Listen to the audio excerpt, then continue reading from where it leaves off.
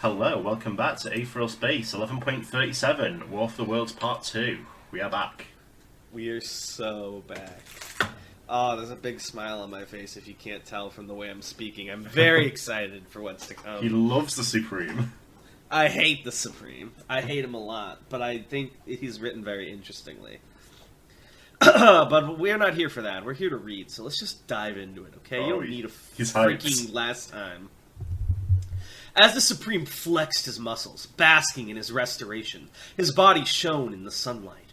He spread his arms wide as if drinking it in, as if that havoc pink light! Sorry.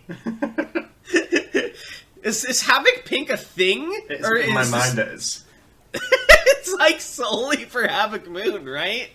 I'm like going crazy. I'm like, has this always been a running theme? Has this always been a running theme in Tanhoney's mind? Why do you think the Havoc Moon was pink? I thought that was just a creative decision. Havoc is pink, I don't know what to tell you.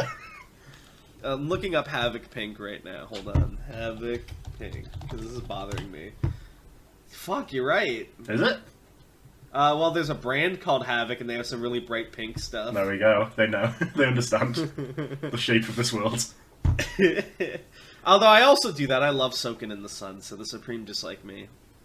You just said you hate him. Fuck off. As if that Havoc Pink light was somehow giving him even more strength. Is he fucking Superman? Skipper just looked on from where he'd been thrown into the mountain, his eyes dull. Every single wound he'd inflicted on the Supreme, down to the tiniest scratches, had utterly vanished. The great leap he thought he'd taken in removing the Supreme's tongue might as well have not even happened. And again! The Supreme grinned easily, the dark bags under his eyes a stark contrast to the sparkling blue of his pupils. Back to starting positions. Skipper tried to pull himself out of the mountain, but as he did, the Supreme simply pointed a merciless finger at him. Excel Surge, he said casually. Quantum King! Skipper himself was protected by infusion, but the debris covering his body was not. Quantum King pushed on the rocks, driving Skipper deeper and deeper into the mountainside, more dust and rocks spilling over him as he screamed in pain from the pressure. As the horde of executioners, there were still quite a few left, charged at the Supreme, though, the giant released his ability for just a moment. Lowering his finger, he cracked his neck, the automatics nearly upon him. I said back to starting positions, the Supreme sighed. But these guys are getting in the way. I want to talk to you for a bit, so give me a sec here. Skipper did his best to push himself forward. The executioners were one of the few resources he could rely on in this battle. If they were destroyed, he'd lose both his reinforcements and his smokescreen. But even as he pushed, even as he strained, even as he tunneled with Heartbeat Shotgun, he just wasn't quite fast enough. The Supreme grinned that lazy grin. Excel Surge, Kingdom Come! That guy Low Row had been strong. Even the Supreme had to admit that. He'd been surprised when he'd been defeated by that Paradigm chick, but those kinds of things happened. Maybe her ability had just been a good counter to Kingdom Come, he thought. Then again, though... Doesn't even fucking remember her name. He doesn't know Paradise Karen's name? No. I love that he knows Low Row's name, though. That's based. He couldn't imagine an ability that could easily counter Kingdom Come. The ability was near perfection already, so all Excel Surge provided was a small boost to its range and precision. But still, that would suffice.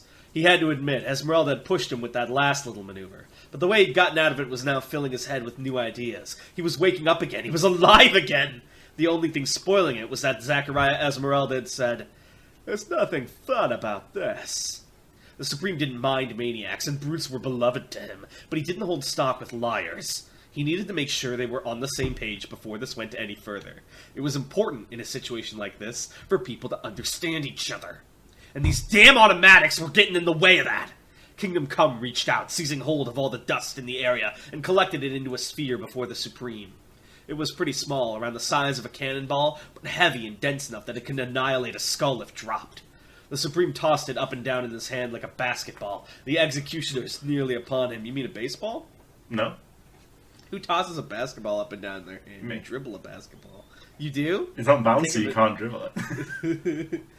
He'd made use of the increased precision here, prioritizing skin derived from hair. Sorry, dust that should be. Prioritizing dust derived from hair and dead skin. As he slammed the ball down into the ground, it exploded once again into a tidal wave of dust, flooding over and attaching itself to the countless automatics. Step 1 complete. "XL Surge," the Supreme said, stepping out of the way of a spear's swing. "Seal of Fortune, Shangri-La." When he'd focused the shape of the seal onto his own body... Sorry. Honey's name is in the way. I'm always in the Dare way. he? The speed of the healing had been greatly increased. Hold on, we might He wondered pause for a then- second. When he'd focused the shape of the seal onto his own body, the speed of the healing had been greatly increased. He wondered then, how much further could he take that? This ability might have far greater potential than he'd initially realized. For example, what if he made the seal a mere centimeter thick, and had it swing around as a long, thin beam? Well, he grinned, only one way to find out.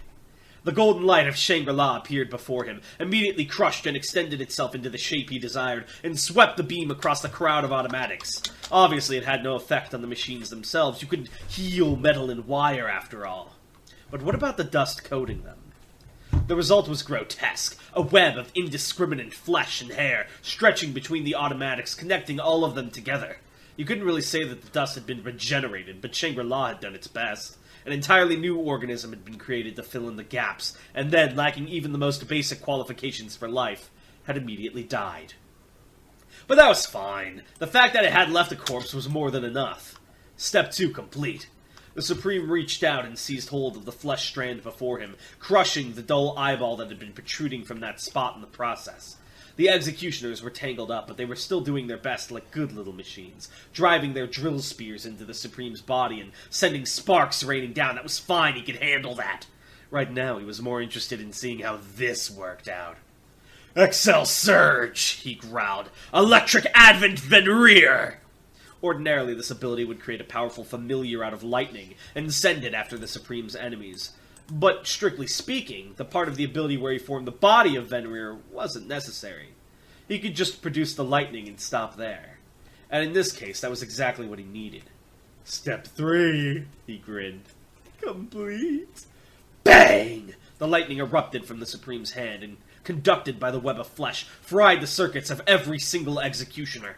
Their smooth movements hardened into rapid and directionless jerking as they collapsed to the ground, sparks and flames belching from their heads, the charred flesh falling over them like a collective burial shroud. The Supreme released the single strand he'd still been clutching and wiped the soot off on his pants. Then, sufficiently satisfied that the dirt had been transferred from his hand to his ass, he looked up at old Esmeralda. Poor guy had only just managed to get himself out of the rocks, and the despair in his eyes was clear as he looked at the hill of metal corpses the two of them were standing on. "So," the Supreme said, cherry as could be, "let's talk." Avaman the Announcer, first contender of the supremacy, had a deathly fear of dolls. Hold on, why does every villain suddenly have this voice? I don't know, it's just fun for the really campy villains like Avaman. Pediophobia, it was called. It wasn't necessarily limited just to dolls. Really any inanimate object that resembled a human. But for Avaman, they were the worst. Just looking at their glassy eyes and frozen expressions made his skin crawl, like corpses built for purpose. Even thinking about them made him intensely uncomfortable. Which was why the bobblehead on the dash of this damn starship was bothering him so much. He'd only noticed it in the last couple of minutes, a carbon caricature of a man in a blue parka. What? Cartoon caricature, not carbon. I said cartoon caricature. You said carbon caricature. No, I said cartoon. You said carbon, I'm not going to take this. That's in the recording. Okay, but it's in the recording so everyone can hear I said cartoon. Okay. So, what's it going to be? Would you like to read? No, go on. I'm just going to tell Go you ahead. that's Please gonna tell me how to pronounce the words correctly. Tim. Well, Why don't you read? it's not my friend, it's the wrong word you said. If you said carbon, it's cartoon. Gemini World. You disappeared. What of it? I'm not gonna read anymore. Please, I'm sorry. It's your job now. I wrote it. No, go ahead. I only wrote it. I put my mind into I this. only wrote it. Go ahead. Show us how good you are at reading. Well, I never said I was good at reading. I just said you just read the wrong words. That's what I'm saying. What do you want from me? I'm just telling you. There's nothing I want from you. I'm just telling you that it was cartoon, not carbon. Alright, well, maybe you should read the rest of it so I won't mess up. This guy just doesn't want to read the rest of it. He's coming up with a reason. Took the wind out of my sails. Please go on. I'm blowing more wind into your sails. I'm sorry. You're right. It was cartoon. Normally, a degree of abstraction would be enough to make it palatable, but Whirlwind Rapier! Wait, that's not his voice. Whirlwind Rapier! The head of the accursed thing was obliterated by a sudden and precise strike of infused air, and Avaman could finally breathe easy. Once, when he'd been a child, his keepers had brought him a doll along with other toys to aid in his recreational development. The exercise had ended up with Avaman vomiting all over the head researcher's lap, and he hadn't slept for days. Head researcher? What is this, SCP? At this point, he could somewhat conceal his reaction to the wretched things, but it was still far easier to destroy them than live with them. The ship shuddered and shook around him, buffeted by pressure as it dropped through the atmosphere of Elysian fields.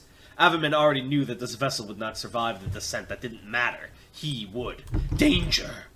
Purple aether sparked around his eyes as he felt the threat approaching through the air, a second before it would have actually hit. I like that he actually has a different color than Skipper's aether. Yeah. Good on you. Something massive was slicing through the sky, sword-shaped, but so thin as to be impractical. The product of an aether ability, no doubt. Again, it didn't matter. So long as he knew an attack was coming, it stood no chance of killing him. All this meant was that the ship would be destroyed sooner than expected.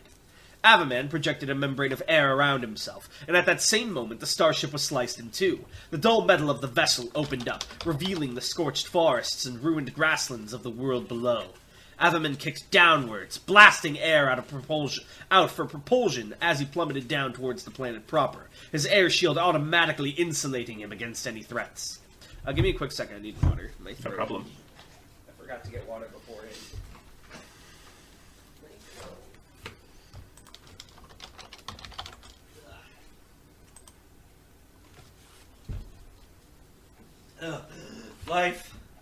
Life for Darnell.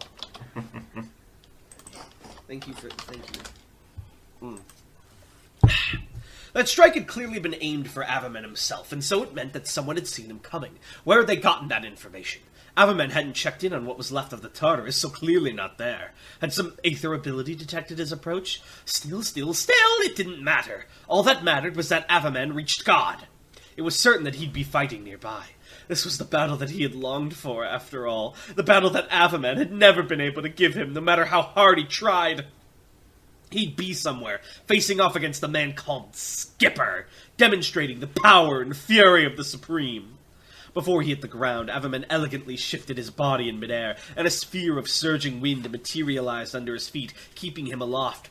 He came to a halt right above the stumps of the countless trees, eyes flicking this way and that, trying to determine the best direction to head in. He could fly higher in the sky, but a greater altitude would mean less air to work with. He'd stick close to the ground when pursuing God, then, and deal with any threats that presented themselves. It didn't take long. As Avaman flew forwards through the forest clearing, there were 3 surges of pure white aether, and 3 boulders appeared in the air above him, each the size of a car. Immediately, Avaman struck upwards with Whirlwind Rapier, obliterating the rocks before they could fall. But that, of course, that opened him up for cowardly retaliation. Direwolf set! A streak of red burst out from the ruined foliage, heading straight for Avaman's face, and in the instant before it hit, he parried with Whirlwind Greatsword, deflecting the attack and creating a huge gash in the ground below. Avaman raised a concealed eyebrow behind his mask as his assailant fell down to the ground. He'd assumed from the speed that this was some kind of projectile, but it seemed this young lady was just that fast. Ruth Blaine! His face was cold. His voice, I fucked You up. tried to say voice and face at the same time. I know. His voice was cold, concealed by his mask as well.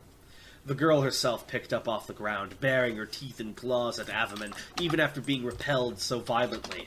Her armor seemed different from the intelligence Avaman had previously received, melted, malformed, as if stuck between one form and the next.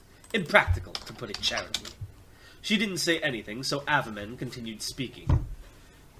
Where is Skipper? She was one of Esmeralda's disciples. If anyone knew where he was, it would be her. Wherever Skipper was, God would be. He couldn't kill her until he'd extracted that important intelligence.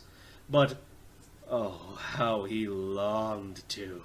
What kind of tormented expression would Skipper make if presented with such a corpse? Oh, the Supreme would not like that line of thinking. You better cut it out, Avaman. That's not very Supreme of you. If shown the depths of his arrogance and of his sin. No, he would wait. He was used to waiting. I would rather not torture you, he lied. But I will. Where is Skipper? Still, the girl said nothing. She just continued to glare, her golden eyes gleaming in the fading sunlight. Avaman rolled his eyes behind his mask. He disliked unfounded resolve. He would take her legs then, to show her he was serious. Perhaps some useful words would slip between her screams. "Whirlwind," he began, giving Blaine one last chance, before he cut himself off with another sigh. "A surprise attack. How utterly expected." With another flash of white aether, Jakob Delset appeared in the air behind Avaman, an imaginary blade raised above their head like they were some kind of battle mime. He could sense the shape of that invisible sword by the way it cut through the air membrane. It was the same as the one that had sliced his ship in half, only much smaller. Boulders suddenly appearing out of thin air, and a sword that cut through the sky? Avaman suspected... Sorry. Oh! But yeah. Go on. Avaman suspected the trick here. Just before that all-slicing sword came down, Avaman raised his hand and caught it. He hadn't just used his bare hand, of course. He'd formed a bubble of air right above his palm and infused it with considerable aether, enough to reject the atomically thin blade descending upon it. Jakob pushed furiously against his defense for a moment, sparks raining down before the bubble puffed and sent them flying backwards from the impact. Hang on, I need a little more water. No problem. Ooh. My throat's seething. At the moment, Ruth could barely manage the direwolf set for a second at a time, and even then it had to be focused on a particular part of her body. Even so, if that was all she had to work with, then she'd damn well work with it. Direwolf set! There was another flash of red aether, and Ruth Blaine vanished from the spot she'd fallen. Avaman understood already that this was super speed, not teleportation, but she left his vision all the same. It was nothing. Even if she left his gaze behind, she couldn't abandon the air. It traced her path without fail. Avaman pointed a lazy finger off in a vague direction. It didn't matter where he pointed. His shots would strike true. That was the nature of his ability. Whirlwind crossbow! 3 bolts of concentrated air fired out through his finger, and immediately turned at a sharp angle to pursue Blaine through the trees. Unlike Skipper's pathetic heartbeat shotgun, Avaman's whirlwind crossbow pursued its target until it either struck or was destroyed. 2 of the blasts struck trees that Blaine dodged behind, cleanly severing their trunks, but the third slammed into her chest as she lost her speed boost, sending her tumbling down, vanishing into the darkness of the woods. Jakob Delset had leapt back into battle behind Avaman, but so far a few automatic swipes of wind had been enough to keep them at bay. Avaman hadn't even needed to glance in their direction. A gust of wind blasted Jakob in Avaman's direction, and with contemptuous ease, he reached out and seized them by the throat. Sorry, my neighbors are loud. Violet aether sparked around Jakob's hands, but a squeeze from Avaman was enough to put an end to that effort. They could only flail their legs in the air as they were held aloft, desperately grasping at their throat just to relieve the pressure a bit. He had them at his mercy. Ruth Blaine, come out of those woods with your hands up. If you don't, I kill them. You have 3 seconds. Avaman stared off into the dark recess between the trees, air broiling around him, keeping tight hold of Jakob Delset's throat. He had no fear that this tactic wouldn't work. Ruth Blaine's personality was clear. She could no more abandon her comrades than she could abandon breathing. Crack! A foot touching down on a stick as its owner approached. Just as expected, Avaman smiled softly to himself, and then snapped his head up as a flurry of white flashes consumed the sky above him, countless more boulders appearing directly above him, falling with deadly weight and speed. Whirlwind rapier! Finger pointed. Is that Skipper's serious voice, or am I fucking up? Yeah, it might sound like a tiny bit like... I liked it when you do like a tiny bit more gravelly for Avaman. I noticed you were doing. Give me an example. Well, you were like doing this? not less like this and more like this a little bit. More like this, yeah. Not quite as like macho though. Like I can't quite do what you were doing. More like this. That's like better. this. Yeah. No. Whirlwind rapier. Well, okay. Well, awkward. Like this. That's it. Yeah. Whirlwind rapier! Finger pointed up into the air. Avaman struck the boulders one after another, the endless stream of falling rock shattering into rubble that bounced off his shield. As his focus was diverted, however, Jakob Delset was able to kick against Avaman's chest and free himself, plucking 2 more invisible swords from the air. Avaman thrust his free hand towards Delset before they could attack again, creating a gust of wind that blasted them away. Blaine's aether was red and Delset's was violet, or perhaps purple. The difference was subtle. Still, that meant that this white aether dropping the rocks belonged to a third attacker. Where were they? Avaman hadn't sensed them through the air. They couldn't possibly be that far away if they were targeting his exact location. It seemed they didn't want to give him a chance to think about it. Ruth Blaine appeared behind him once more, a trail of smoking footprints created behind her by her sheer speed, and plunged her claws towards her spine. Wait. His spine. Sorry, that should be. Yeah, I was very confused. It would be difficult to deal with such suicides. Tactical suicide. It would be difficult to deal with such a fast opponent while deflecting the rain of boulders. Avaman would need to adjust. Whirlwind Fortress! The membrane of air Avaman had created around himself hardened to its absolute limit, sealing him off entirely from the outside world. Blaine's claws shattered against it like they had struck solid steel. The boulders smashed against it like they had struck a castle wall. The only downside to Whirlwind Fortress was that it was an absolute seal.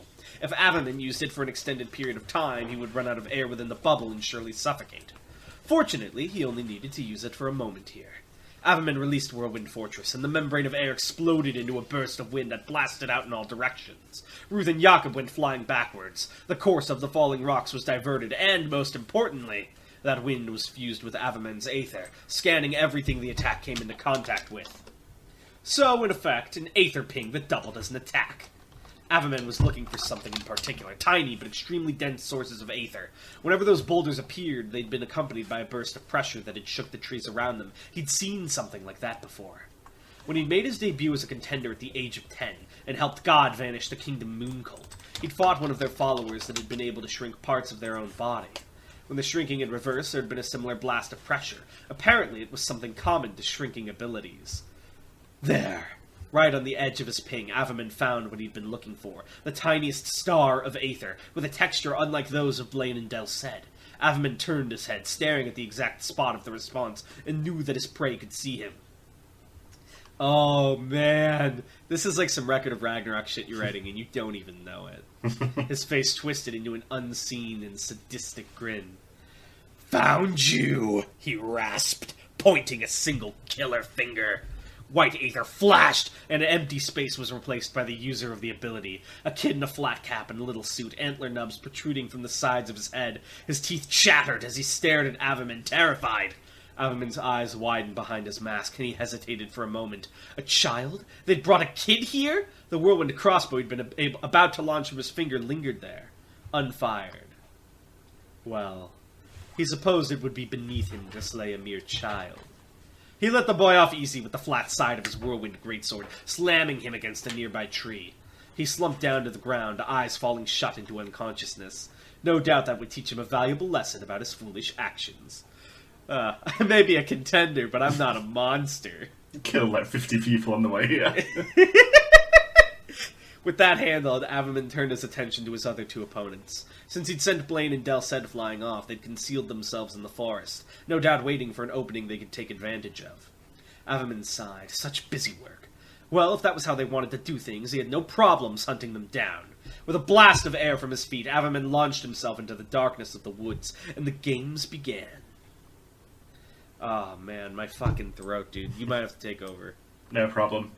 "Oh," said the Supreme, that sickening grin covering his face. "Let's talk." Every single executioner lay on the ground, utterly ruined by the incomprehensible move the Supreme had just pulled off. Skipper had known the man wasn't stupid, of course, but assumed he'd only have to really deal with one ability at a time. He'd underestimated the insane shit the man could pull off with combinations of those abilities. Like he just did it again. Oh, sorry, I didn't know you already did it. He already said shit. No, it said SHJT. Oh, did it? I didn't quite see. Yeah, I fixed it. Now he'd lost one of his biggest resources. He'd been under no illusions that the executioners could actually kill the Supreme, but the distraction and cover they provided had been invaluable. Now he was on his own. Now he had the undivided attention of the man who was like God. Skipper wheezed, wiping some of the blood from his face with a shaking hand. Being pushed into that mountain had really done a number on him. No doubt he needed medical attention. He wouldn't get any. "I got nothing to talk about with you," he whispered, voice tempered by aether, knowing the Supreme would hear him all the same. The Supreme's grin didn't fade. Skipper could see it clearly even from this distance. "Oh, we do," the Supreme replied cheerily, his voice echoing over the mountainside. "You said something that worried me earlier, Esmeralda. It's Skipper. Whatever. Anyway, you said something that worried me. You said you weren't having fun. What's up, man? Something wrong?" You, every time we enter a call to record. You always sound so sad. That's because I'm always sad. That's my secret cat. "Let's clear this up before we keep going, Zach." Skipper's blood boiled. Every single word the Supreme had just said was utterly genuine. He really was concerned that Skipper wasn't enjoying this. Maniac. Monster. This was all just a game to him, a fun diversion. Did you understand how many people had died to power the blasts he was being struck with? Still, he needed time to recover. If he could keep the Supreme talking for a little while, that was good. Skipper rose to his feet as he replied, green wings buzzing in the air behind him. I'm not like you. I don't do shit like this for the sake of it. The Supreme laughed heartily, the noise resounding through the devastation. Oh, come on. He wiped a tear from his eyes, the laughter trailed off. We both know that ain't true. It's the truth, Skipper insists. Can I popcorn like this next little couple of sentences for you? Because I don't think I can do them. Oh yeah, the Supreme smirked, cocking his head. Why are we fighting, my man? Finally, the rage that Skipper had cultivated over decades spilled out through his mouth, his body shaking as he took a single and furious step forward. Because you're evil, Skipper hissed. Because you're brutal. Because you're a fucking dictator. Because you're the head of a fucking fascist empire. And because you don't even give a fucking shit about any of it. You're nothing. Look at you. You're nothing but bullshit. By the time Skipper finished, he was screaming, his aether-infused voice tearing apart the ground around him. He panted for breath, saliva falling from his mouth and steaming from the sheer force of his power. The Supreme stared at him long and hard, utterly expressionless. His golden light flickered silently around him. The entire world seemed to be holding its breath, awaiting the response of its master. Seriously? He said. It's some political thing? Fury killed despair. Heartbeat shotgun! Skipper roared, launching himself at the Supreme faster than ever before, his emerald aether tearing through the air. In the instant before he struck, he heard the Supreme speak. That's kind of pissed me off a little. And the world ripped itself open. Alright, it's your turn again. Jakob Del Cid had returned to their rightful place, their throat clutched in Averman's hand.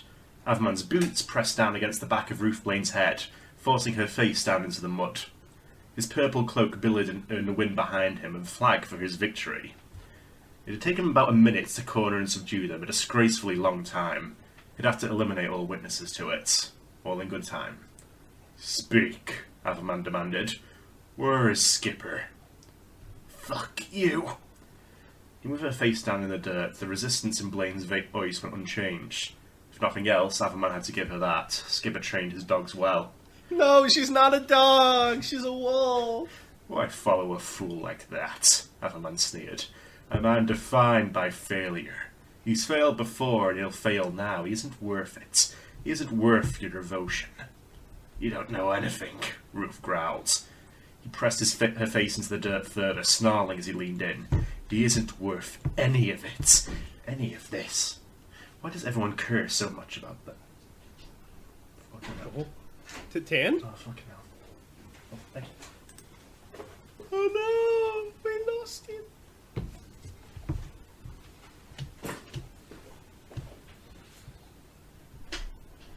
Sorry about that. He isn't worth any of it. Any of this. Why does everyone care so much about that idiot? What does the Supreme see in him? He's nothing. It's not it's ridiculous. He's nothing. Nothing at all. It was true. It was true. Averman had been here the whole time. Averman had been faithful, had accumulated victory after victory, had not earned even a glance from God, and Skipper could just come in, speak a few impotent words, and earn his undivided attention. It wasn't fair. It wasn't fair. You've been wounded, Averman observed, voice warped as his volume overpowered the modulator. It'd be the simplest thing in the world to slip some air in through your cuts, hook it under your skin, and flay you here and now. He narrowed his eyes. Where is Skipper? Oh, chills. Silence. Well, threats had to be followed up on. Averman raised the finger of his free hand and began guarding the air, spiralling it down towards a scratch on Ruthblane's face. Lengthwise guillotine. Danger. Imminent death. It's pronounced guillotine. He doesn't know how to pronounce it. Averman's battle experience screamed at him from the back of his brain. He immediately released his quarry, focusing instead on defence. World-run fortress was erected around him, just barely managing to deflect the attack that had been heading for his midsection. He hadn't been the only target. The attack had sliced through the entire forest, severing through every single tree in the area, and sending them falling down onto the ground. Ruth Blade had only been saved because she'd been down on the ground, and Jakob Dilsad had only been saved because he'd been held up in the air. Anything unprotected would have been sliced through like butter. It was an attack that Averman recognised. It was a technique that Averman recognised. More than anything, the length of string that had fallen down to the ground. That Averman Let's go! recognised most of all. 13 out of 10 time. Yeah, is that his voice? What was his voice again? It's kind of like this. It's kind of like, oh man, what a 10 out of 10. Gritting his teeth, Averman looked up and saw that damnable man standing aloft on a floating ball of string. Rainbow Aether crackled around him, his long black hair billowed in the wind. As per usual, he was wearing an ensemble that disgraced his office, a pair of baggy shorts and an open jacket, his bird chest visible beneath it. This is just how boys be dressing. Wearing basketball shorts everywhere. What the hell do you think you're doing, Wu Ming? The first contender glared at the fourth. Yo, Everman! Wu Ming raised a casual hand, grinning cheekily. I've been mulling some stuff over, and yeah, I think I'm going to turn traitor. That cool with you, my best friend? Everman's eye twitched. I love Wu Ming! Oh. So I had a question. I have my fun fact question prepared for you. Okay. So I was curious, because we've talked before about how internet's kind of funky in space because of how internet actually works. And that'd be difficult. So we were like, how do people listen to music when they're like traveling around in starships? Do they have, like, what's their equivalent of Spotify? Or do they have like AM radio through like old satellite systems? It's a mixture. You would have some of that satellite sort of music. You would have like a lot of streaming sort of services are more like they download things and then you have a lot of them access to. What is the name of like the AS Spotify? Newtune. Where would you get all? What's it called? Newtune. Like NEW tune? Yeah. Okay, new tune. Okay, NT. Interesting. And what are some of the most popular artists on Newtune? Barry Madsen. He's pretty popular. What's Barry Madsen do? He does rock music. Perfect. I love rock music. All right. Wow. That was a good chapter. Wowee. Man. Everman's stress level is always 100%. I hope I did the yell with Skipper. It was very good. I knew I couldn't do it.